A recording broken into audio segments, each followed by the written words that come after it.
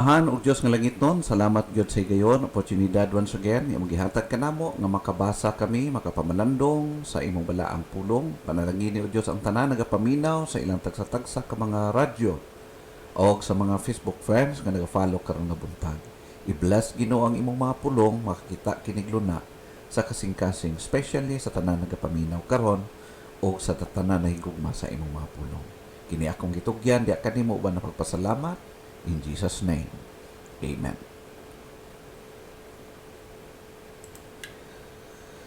Niini nga buntag o niini nga adlaw karon magahisgot kita sa pangutana, is being attentive to God's teachings a must? Kinanglanon bagyot nga maging attentive kita sa mga pagtulun-an ni Kristo sa ato nga kinabuhi. Ang pulong attentive dinhi dili lang simple nga maminaw kita, kundili nagapasabot siya nga alerto kita sa pagpaminaw o ready sa pag-response ni ini. Paghatag sa atong respond the moment nga adunay mga pag-challenge nga ni kanato. Ana kitay taas nga mga coverage pero pipila lang ka mga verses nga atong itap ni ini in order nga mag-back up sa ato nga pagpamalandong sa paghatag ni ini kanato sa pagtuon. Dini sa Lucas kapitulo 10 bersikulo 41 nag-ingon, "And Jesus answered and said unto her, Martha, Martha, thou art careful and troubled about many things." In verse 42, "But one thing is needful, and Mary hath chosen that good part, which shall not be taken away from her." Mao kini siya ang ato makita sa gihimo ni Maria o ni Marta. Na ato makita both niining magsuon, maayo sila pagkinabuhi, maayo sila og mangkinaiyahan, but one thing, nag-differ sila sa ilahang focus. Now, of course, dili man mali ang gihimo ni Marta, pero ato makita nga mas the best gyud ang desisyon, ang pagpili nga gihimo ni Mary sa pagpaminaw diha kay Jesus Christ. Ang ato nga gisgutan karon is being attentive to God's teachings a must. Now, based sa passage, ato makit-an dinhi, kung imong tan-awon, pamalandungan usab atong kinabuhi, atong masabtan o mahibaluan, nga ang pag-spend of time along with God is an essential part of our life or the Christian life. Time when we can rest in His presence, read His Word, and speak to Him in prayer. It's very, very necessary para kanato. Dili lang nga magbasa sa pulong, but mag-pray o maghatag ta magahin og panahon alone with God. However, many of us are consumed by our busy lifestyles and responsibilities sa kadaghan sa itong mga responsibilidad nga ginaagapan o gina-fulfill, ginahimo day by day sa atong lifestyle, daghan kay tag mga schedules. As a result, we can easily pause this time to the side and give it less priority. Usay makalimot na ta og personal na ta ang pagbasa o pagpamalandong diha sa Ginoo sungod sa atong kabisihon. Due to busyness, we often neglect to listen to His voice and spend time in His Word. No? Busy naman kaayo, wala na kay time. Ingon pa sa book of Matthew chapter 5 verse 1 and verse 2, "When Jesus saw the crowds, He went up on the side of a mountain and sat down. Jesus' disciples gathered around Him." And verse 2, "And He taught them." Ato makita dinhi ang una nga part, maghatag ka nato og tubag sa pangutana why we need to be attentive to God's teachings.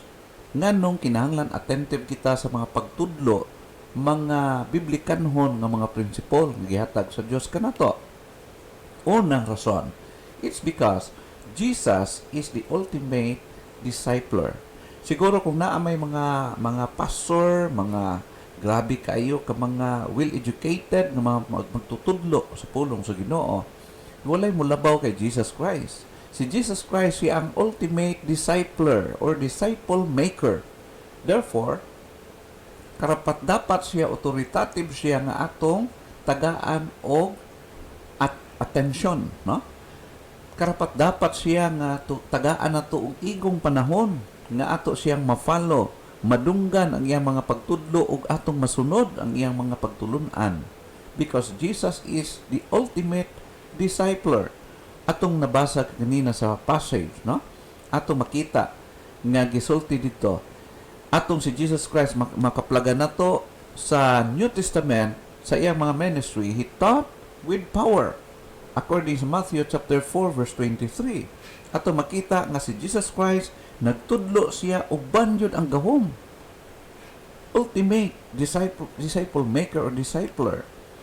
His teachings was unique. Unique yun kaysa uban ng mga teachers or preachers gikan siyang panahon until this day. Unique. Therefore, kasaligan siya nga dapat atong tagaan o pagtagad ang iyang mga pagtudlo. He taught at various places to various people. Dapat di yun nato i-miss ang iyang mga pagtudlo din sa Biblia. It's because siya ang ultimate or ginatawag nato nga expert nga disciple maker. He taught with compassion. Pag magtudlo siya, bisan nag-check siya sa pagkakamali, with compassion, with love. Ato makita sa kay Jesus Christ. Gusto niya nga sa correct niya, pag-teach niya, gusto niya ma-restore after ang tao ngayang check depending sa iyang teachability and humbleness. Number 5, he challenged his followers. Only Jesus nga naghatag ni ini nga tsansa ngadto sa iyang mga followers. Dili lang nga siya ra ang nagahimo sa pagtudlo, but he challenged also sa mga katawhan niya nga dapat ipasa pod sa uban ang mga pagtulunan. Ila pod nga himuon ang gihimo niya. So sama sa ilang master. Namo kana siya ato makita nga si Jesus Christ usag gyud ka dapat nato tagaan og atensyon. Special nga panahon o pagtagad. No? Why we need to be attentive to God's teachings? Reason number 1 is because Jesus is the ultimate discipler or disciple maker. Ikaduha, because Jesus is the comforter. Dili lang simple nga teacher, preacher, disciple maker, but siya ang ultimate comforter. Siya ang makabalog yun paano matouch ang usa ka kinabuhi sa usa ka tawo despite sa iyahang sitwasyon sa kinabuhi. Now, kung imong tan-awon dinhi sa Matthew chapter 5 verse 4, usa sa iyahang mga preachings dito sa mount, no? Sa bungtod, o ato makita din ang iyahang beatitudes, no? Ang iyahang mga preachings concerning sa pagka mahimong blessed ang usa ka tawo. Ingon siya sa verse 4, God blesses those people who grieve. They will find comfort. Asa man ang comfort lang makaplagan? Only in God. Dito lang sa Ginoo. Ug ato makita nga dili lang si Jesus Christ nagasulti niini nga ang Dios comforter, yet atong makaplagan nga si Jesus Christ mismo ang mga tao nga magduol kaniya ma-meet gyud ang ilahang nga mga needs, either physical, emotional, ug labaw sa tanan sa spiritual nga aspect. Ginatagbo gyud ni Jesus Christ. Now, ato makita nga unique ang pagka-teacher ni Jesus Christ. Therefore, we need to pay attention to His teachings. Dinhi sa Bible, dapat himuon natong model paano si Ginoong Jesus nagapangalagad sa mga tao in a selfless kind of service. Makita na to nga ang iyang pag-serve para gyud sa kaayuhan sa mga katawhan o dili para sa iyang sariling kapakanan o sa iyang mga sariling mga intensyon, kundi ang kaayuhan sa mga tao na iyang gipangalagaran. That's the second reason why we need to be attentive to God's teachings or teaching, because Jesus is the ultimate discipler or disciple maker. And number two, because Jesus is the ultimate or the comforter. So ato makita, makaplagan ka na from verse 3 down to verse 10. Kung basahon nimo ka na, ang igihatag ni Jesus Christ ang mga pagtudlo niya concerning sa pagiging bulahan sa mga tao. Now, ang ikatulo, katapusan na rason, why we need to be attentive to God's teaching or teachings. Because Jesus is the rewarder. Mao ka na ang usa sa mga rason nga nung kinahanglan maging attentive kita, because Jesus is the rewarder. Sa tanan nga nagapatalinghog, nagafollow, nagasunod kaniya, ang Diyos mismo ang nagahatag og ganti. Busa, dili kita dapat magpanuko, magkataka, no, sa pagsunod, pag-abide kaniya. Ingon pa sa verse 12, sa Matthew chapter 5, be happy and excited. You will have a great reward in heaven. People did this or the same things to the prophets who lived long ago. So ato makita, gipakita ni Jesus Christ, gi-remind ni Jesus Christ ang mga katawhan kung unsa pod ang gihimo sa mga persecutor niining panahon, gihimo man usab nila sa unang panahon. Pila ka propeta ang ilang ginalutos, ginapatay, ginapaantos, gumikan kay nagbuhat sila sa kabubuton sa Dios. Pero ingon si Jesus Christ dinhi, be happy and be excited. Ganun man, you will have a great reward in heaven. Even though nga mo suffer ka for the meantime, as you serve God, mo exert kag effort, mo sacrifice ka for the meantime, pero ingon sa Ginoo, ayaw kaluya, ayaw undang. Instead nga magkaluya ka, maging excited ka, kay later on dili mawala ang imuhang reward tubangan sa Ginoo. But pasabot higala, sa tanan nato nga himuon for the glory of God, we will be rewarded after all sa iyahon niya nga pag abot. At itong hinumdumon that Jesus will reward all believers who endures and faithfully serving to the end. So dili ta dapat magkaluya, padayon sa pagbuhat sa buluhaton, hangtod jud nga moabot ang atong master. Kay siya ang mubalik o siya ang rewarder also sa tanan nga managapamuhat ni ini. Another thing atong i-consider, how to be attentive to God's teachings. Paano to himuon kini maging attentive kita sa mga pagtudlo ni Kristo? Simple lang kayo. Una, just be sensitive to Jesus' teaching. Just be sensitive. Pagbasa nimo sa Bible, pagpaminaw nimo sa Bible, himuag yun nga naay maaplikar na to sa atong kinabuhi. Ayaw ang mensahe nga para sa uban. Ayaw isipan nga kini para sa ilaha, kundi para kini sa ato personally. Unsa man ang pwede nimo ma-apply sa imong kinabuhi every moment nga makadungog ka sa Word of God. Ingon siya dinhi, when Jesus saw the crowds, he went up on the side of a mountain and sat down.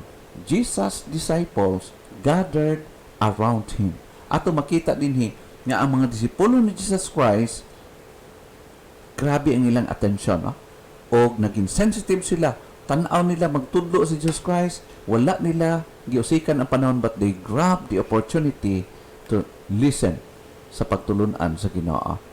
How to be attentive to God's teachings? Be sensitive to God teaching or Jesus teaching. Number 2, be curious to Jesus teachings. Dapat mag-interesado ka, maging curious ka kung paano pagkadungog din mo sa Word of God, try to apply it. Dapat testingan mo kung unsa gyud ang effectivity, unsa gyud ang impact sa mga Diyos ng mga pagtulunan. Once nga kini magamit na to sa kinabuhi, ma-apply na to kung unsa gyud ang reality. So higala, dili nimo ma-enjoy ang tinuod na blessing sa Ginoo unless wholeheartedly, with all honesty, iserve nimo ang Ginoo, sundon nimo ang kabubuton niya. Ingon sa verse 3, God blesses those people who depend only on Him. They belong to the kingdom of heaven. So ato makita din ni higala, alang sa mga nagtuo sa Dios, nahigugma sa Dios, dapat ang atong dependence diha lang sa Dios. No? Maging curious kita kung unsa ang atong ma-experience, kung atong itugyan, atong kinabuhi sa Ginoo. Matistingan nato, matistingan nimo higala kung unsa ka powerful, kung unsa ka matinud-anon ang Dios sa iyang gipangpulong, ipangsulti niya. How to be attentive to God's teachings? Be sensitive to Jesus' teaching, or be sensitive sa Word of God. Be curious to Jesus' teachings. Tistingi kung unsay gisulti, kung unsay gipromise sa Bible. Try it. And number 3, be desirous to Jesus' teachings. Kana bitang naa kay longing, interest, naa kay kauhaw diha sa pulong sa Ginoo. Ingon sa verse 12, be happy and excited. No? Unsa ka? Unsa ang imong feeling? Unsa imong kinaiya toward the Word of God? Are you excited? Now, hinaot pa higala nga gi-bless ikaw sa pulong sa Ginoo. Is being attentive to God's teaching a must? The answer is big yes. We need to be attentive to God's teaching.